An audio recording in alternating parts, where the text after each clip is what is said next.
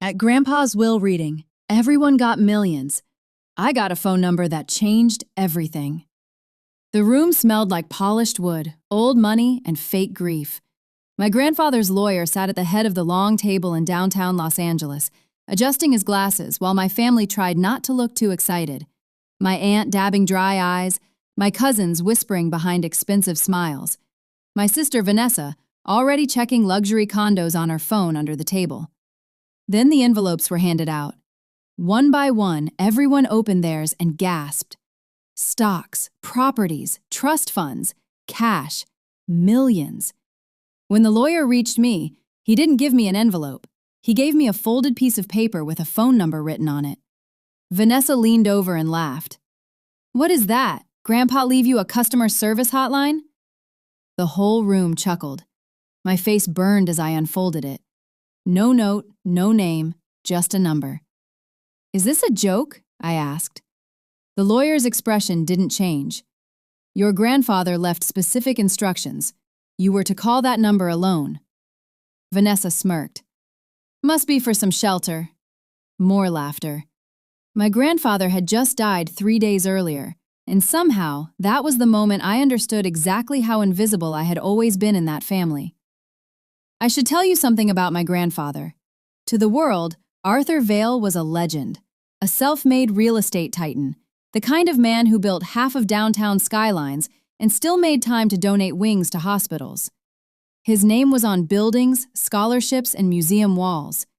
People called him a visionary. To our family, he was a king.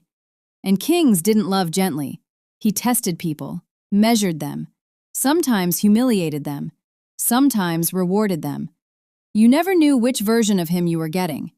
But everyone wanted his approval like oxygen, especially my father. My father worked his whole life trying to become the son Grandpa respected. He wore the same watches, used the same barber, even learned to sip whiskey with that same emotionless look. But he never got the company. My grandfather handed key roles to outsiders, consultants, attorneys, people he thought were smarter and harder. Then my father died 8 years ago from a heart attack at 52, still trying to prove himself to a man who barely cried at his funeral. After that, I stopped chasing anything from Grandpa. I was 26 then, working as a pediatric nurse, living in a small apartment in Koreatown, driving a car that rattled whenever I braked too hard. To my family, I was the disappointing granddaughter. No MBA, no law degree, no political ambitions, no perfect husband, no strategic marriage, just me, the soft one, the ordinary one, the one they assumed would get nothing. Maybe they were right. The lawyer repeated himself. "Ms. Vail, your grandfather was very clear. Call the number, alone." His tone made the room go quiet for a second. Then Vanessa rolled her eyes. "Go ahead. Maybe it's a scavenger hunt." I stood, folded the paper into my palm, and left the conference room before anyone could see how close I was to crying. Not because I wanted the money, but because for one foolish second, I had hoped he had seen me before he died. Outside, Los Angeles was glowing the way it always does when your life is falling apart. Sunset on glass towers, traffic humming, strangers laughing as if the world were simple. I stood beside the courthouse steps and stared at the number. I almost didn't call. Then I thought of my rent, my student loans, my mother pretending not to need help with her medical bills, my grandfather leaving everybody else security and leaving me mystery. So I dialed. It rang once. Then a woman answered. Her voice was low, calm, older. "I've been waiting for your call, heir." A chill went through me. "I think you have the wrong person."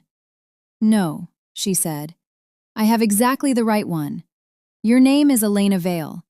Your grandfather died on Tuesday at 4:12 a.m. You were at St. Mary's Hospital that night covering for a coworker. You still keep your father's old voicemail saved, even though it hurts to hear it." I stopped breathing. "Who is this?" "My name is Miriam. Your grandfather asked me to protect something until you were ready." "Protect what?" A pause. "His real inheritance." I thought it was a scam. It had to be. But then she gave me an address in Pasadena and told me to come alone that night at 8. Bring the paper. Say nothing to your family. Then she hung up. I should have gone home. I should have blocked the number.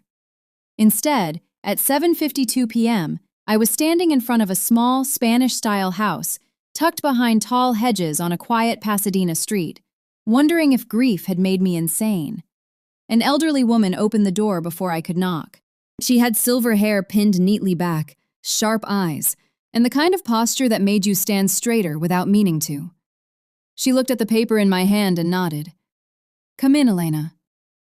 The house was warm and dim, filled with framed photographs and the scent of tea. Not rich, not flashy. Lived in.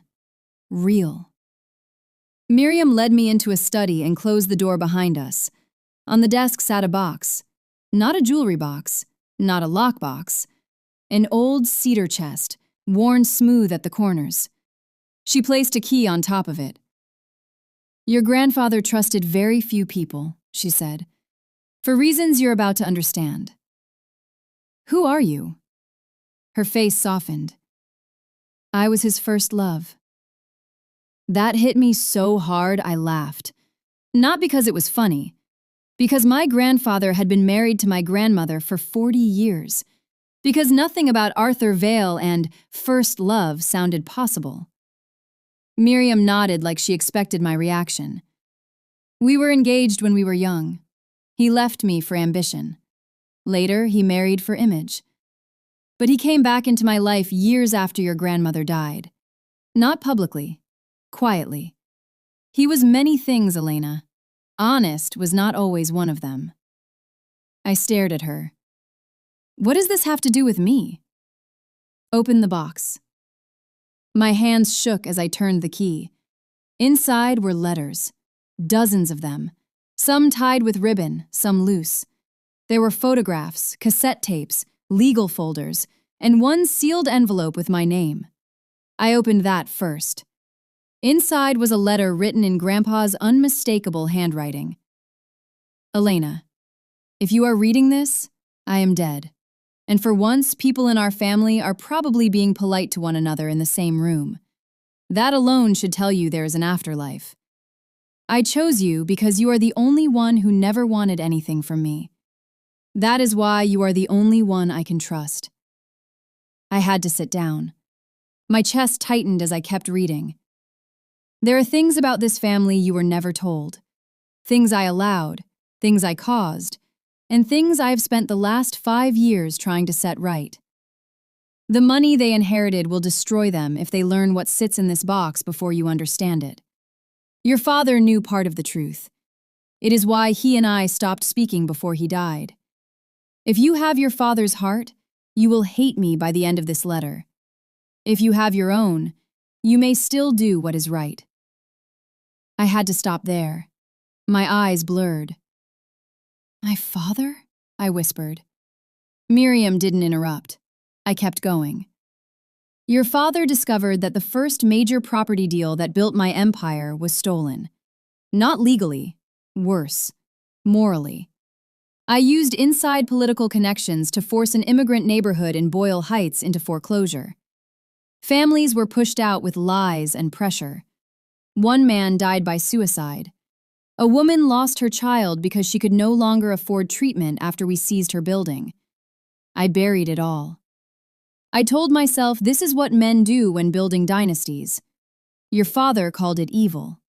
He was right. My stomach turned. I worked in hospitals. I knew what eviction did to families. I had seen children wheezing in emergency rooms because mold took over the apartments they could still afford. I had seen mothers skip meals so their kids could eat. And my grandfather's empire started with that? No wonder my father hated him. No wonder they stopped speaking. But the next lines destroyed me. Your father was going to expose me. Before he could, someone in our own family stopped him. I read that sentence 3 times, then 4. The room seemed to tilt. What does that mean? I asked, voice cracking. Miriam slid one of the legal folders toward me. Inside were photocopies of old bank transfers, emails, signed memos, and a newspaper clipping about my father's death. Heart attack, it said. Sudden. Tragic. No suspicion. Buried deeper was a toxicology report. My blood ran cold. There were inconsistencies highlighted in yellow. Medication levels, timing, missing samples. "This can't be real," I whispered. Miriam looked at me with something close to pity. "Your grandfather believed for years your father simply died under stress. Then he found documents suggesting his medication had been tampered with." "By who?" She didn't answer. Instead, she handed me a cassette tape labeled, "For Elena Only." "Play it." She had already set out an old tape recorder. When I pressed play, static filled the room. Then my grandfather's voice, weaker than I had ever heard it. "Elena, if this tape is playing, I lacked the courage to tell you in person." I started crying before he even said anything else, because for the first time in my life, he sounded human. No commands, no coldness, just an old man, tired and stripped of power. "I failed your father," he said. "I built a family that worshipped winning, then acted surprised when it learned to kill." I put my hand over my mouth. "There are only two people who knew enough to silence him," the recording continued. "One is already dead. The other is still smiling." My heart hammered. I changed my will publicly to keep them calm, but the controlling shares of Vale Development were transferred months ago into a private structure. Not to your sister, not to your aunt, not to your cousins. To you. I looked up at Miriam, stunned. She nodded once. On the tape, Grandpa kept speaking. "You will think this is a gift. It is not. It is a burden. Use it to dismantle what should never have been built this way. In the folder marked Saint, you will find everything you need to expose the corruption. In the folder marked Judas, you will find the name of the person who betrayed your father." I could barely breathe now. "I leave you not wealth, Elena. I leave you judgment." The tape clicked off. Silence swallowed the room. I reached for the folders with trembling hands. Saint contained evidence of bribery, shell companies, falsified housing reports, campaign donations, and internal memos that linked senior executives and city officials to illegal displacement deals going back decades. Enough to destroy reputations, companies, maybe careers in politics. Judas was thinner. Only a few documents, a few photographs, and one signed statement from a private investigator hired by my grandfather. I opened it. Then I saw the name. Vanessa Vale, my sister. I couldn't feel my hands. "No," I whispered. "No, no." According to the statement, Vanessa had known my father was preparing to go public with evidence against Grandpa's company. She had been dating a senior executive then, a man hungry for promotion. She overheard conversations, accessed documents, passed information to him, and warned him that my father was planning to expose everything. Days later, my father collapsed. The executive died in a car crash 2 years later. Vanessa survived, married rich, and reinvented herself as the polished daughter of the family. I shook my head again and again. "She was 19, I said. "She was just a kid." Miriam's eyes didn't leave mine. "A kid can still choose." I started sobbing, ugly, shaking sobs that came from somewhere old and deep. Because suddenly my whole childhood changed shape. Vanessa braiding my hair before school. Vanessa holding my hand at Dad's funeral. Vanessa telling me, "We only have each other now." Vanessa had known. Maybe not everything, maybe not what would happen, but she had known enough. And she had stayed silent for 8 years. I don't remember driving home. I only remember sitting in my car outside my apartment until 2 in the morning, staring at the steering wheel, hearing my father's laugh in my head. He used to sing badly while making pancakes on Sundays. He used to tuck $20 bills into my backpack in case life happens. He used to say, "Being kind is not being weak, Lena. Don't ever let this family teach you that." And all those years, I had thought stress killed him. The next morning, Vanessa called. "Hey, inheritance girl," she said playfully. "Did you find out what your mystery number was? Are you secretly the Princess of Monaco? I almost threw up hearing her voice. I need to see you, I said. She laughed lightly. That serious? Yes. We met that evening at her house in the hills. Glass walls, white stone floors. Everything looked curated, expensive, spotless, like nobody had ever actually suffered there. She poured sparkling water for both of us and smiled. Okay, why do you look like that? I didn't sit. I dropped the folder on her marble counter. Her smile vanished. What is this? You tell me. She didn't touch it. Neither of us moved for a few seconds. Then she whispered, Where did you get that? I felt something inside me break. So it's true. No. Don't lie to me, I screamed. My voice echoed through her perfect kitchen. For the first time in my life, Vanessa looked afraid. Tears filled my eyes again. Dad was going to expose Grandpa. You told someone. You told them. She gripped the edge of the counter. Elena, you don't understand. Then make me understand, because I have spent 8 years missing him while you stood next to me at his grave knowing this. She started crying too, but it only made me angrier. I didn't know they would hurt him, she said. I swear to God, I didn't know. I laughed through tears. You expect me to believe that? I was 19, she shouted. I was stupid and scared and desperate for someone to finally choose me. The words hung there. Vanessa pressed her hands to her face.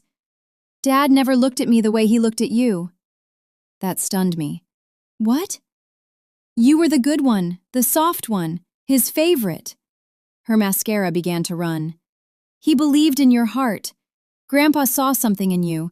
Mom protected you. And me? I had to be sharp, perfect, useful. I was always auditioning for love in this family. That is not a reason. I know, she cried. I know that now. She looked at the folder like it was poison. The man I told, Elliot, the executive, I thought he would pressure Dad, maybe discredit him, maybe make Grandpa buy his silence, that's all. A family cover-up. Rich people dirt. I didn't know about the medication. I didn't know they'd already been doing things like that. I wanted to believe she was lying. It would have been easier if she were a monster, but she wasn't. She was worse. She was human, broken, selfish, hungry, insecure. A woman who made one ugly choice trying to win love in a family built on cruelty. And my father died in the space that choice opened. She sank to the floor. I went to Dad the day I realized Elliot was dangerous, she whispered.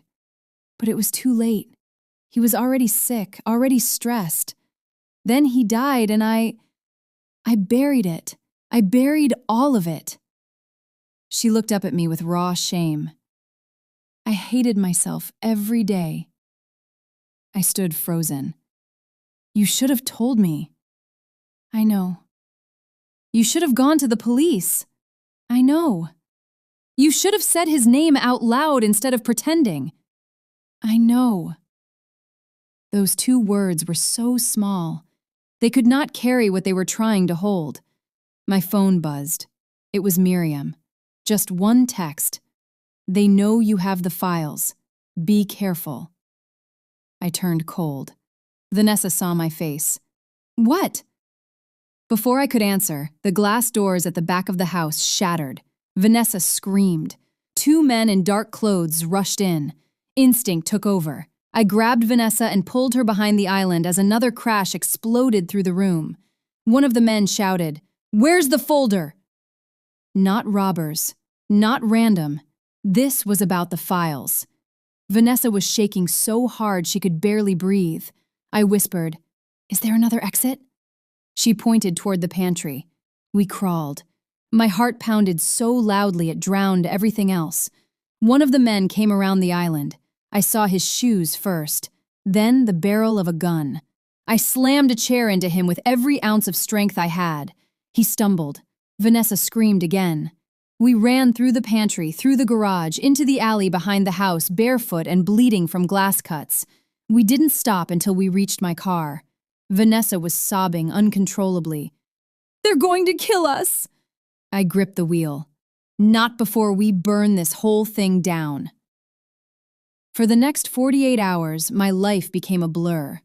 Miriam connected me to a federal investigator my grandfather had apparently contacted before his death. I handed over digital copies of everything in St. and Judas.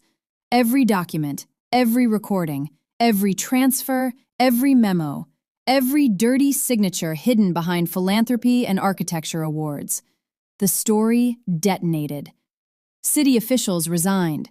Executives disappeared behind lawyers. News helicopters circled corporate headquarters. Families from Boyle Heights came forward with stories buried for 30 years. My grandfather's legacy collapsed on live television. And Vanessa? Vanessa turned herself in for obstruction and conspiracy after giving a full statement. When I visited her before the hearing, she looked smaller somehow, less polished, more real. "I don't want you to forgive me," she said through the glass. "I just need you to know I loved him." I stared at her for a long time. Then I said the hardest truth I had. "I think you did. I think that's what makes it unforgivable." She cried silently after that. So did I. Months passed. The empire was dismantled in pieces. The controlling shares my grandfather secretly transferred to me became the instrument of its undoing.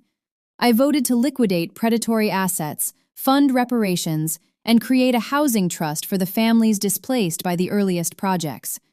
Lawsuits came. Threats came. So did headlines calling me brave, reckless, disloyal, dramatic. They didn't know the half of it. I sold the family estate. I used part of my legal inheritance to pay my mother's bills, expand a pediatric care fund in my father's name, and quietly help some of the families whose addresses had once sat in Grandpa's files like accounting debris.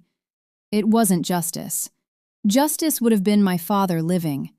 Justice would have been one honest man not dying because powerful people were cowards.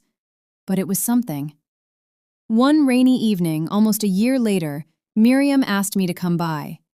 She looked weaker than before, wrapped in a blue shawl, her hands thin around a cup of tea. "There's one thing I never gave you," she said. From a drawer, she pulled out another envelope. This one was older. She smiled sadly. "Your grandfather told me to keep it unless I believed you were ready." Inside was a birth certificate. Mine. I frowned at it, confused. Then I looked again. Father, Daniel Vale. Mother, Sophia Marin. That was impossible. My mother's name was Julia Vale. I looked up, suddenly unable to breathe. Miriam was crying now. "Julia raised you," she said softly. "But she was not the woman who gave birth to you." I stared at her. "No. Marin was your father's first love. He got her pregnant before he married Julia. She died during childbirth." The room went silent. I felt 13 things at once, and none of them fully.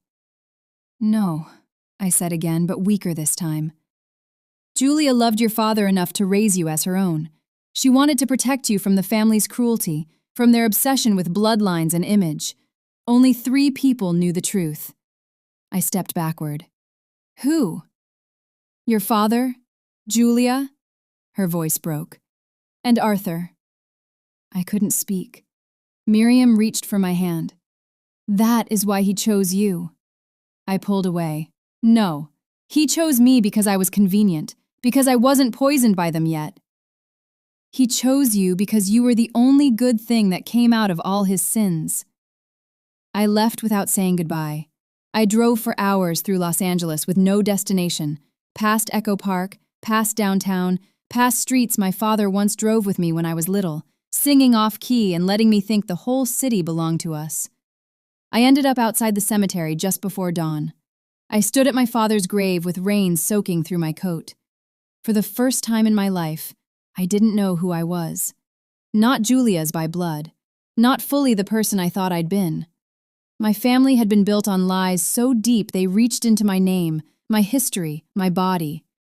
I sank to my knees in the wet grass, and I cried the way children cry when they realize no adult is coming to make it okay. I'm still yours, I whispered to the stone. I don't care what paper says. I'm still yours. The wind moved through the trees. Nothing answered, and somehow that silence felt honest. Later that morning, I went to see my mother, Julia. I almost couldn't knock, but when she opened the door and saw my face, she didn't ask questions. She just opened her arms. I collapsed into them. We stood there in the doorway, holding each other while years of secrets dissolved between us. When she finally spoke, her voice was shaking. I was so afraid this day would come. Why didn't you tell me? Because I never wanted you to feel borrowed. I pulled back, stunned. She touched my face the way only mothers do, like she had memorized every version of me. You were never someone else's child to me, Elena. Never. Not for 1 second. That was when I broke all over again. Not from pain this time, from relief, from grief, from the unbearable mercy of being loved by someone who never had to choose me, but did. Every day. For my whole life. We sat at the kitchen table for hours. She told me everything. About Sophia. About my father's fear that the Vales would use my birth against me. About how Grandpa wanted me kept at a distance when I was small because I represented scandal. About how my father fought for me, how Julia fought harder, how, in the end, the two of them won. That night, I listened to my father's old voicemail again. His voice crackled through the speaker, warm and teasing. Lena Bean, you called while I was in a meeting pretending to be important. Leave me a message. If this is about pancakes, the answer is always yes. I laughed and cried at the same time, and for the first time, I understood something my grandfather had only learned too late. Blood can build an empire, but love decides who inherits the soul. People still ask sometimes what my grandfather left me. They expect some dramatic answer, some number, some hidden fortune, some glamorous secret. I usually just smile. Because the truth is, he gave everyone else money. He gave me the ruins. And inside those ruins, I found my father's truth, my sister's guilt, my mother's love, and the chance to become the one thing this family had never produced before: an honest heir. This is the end. Thank you for listening. Subscribe to our channel if you like this story.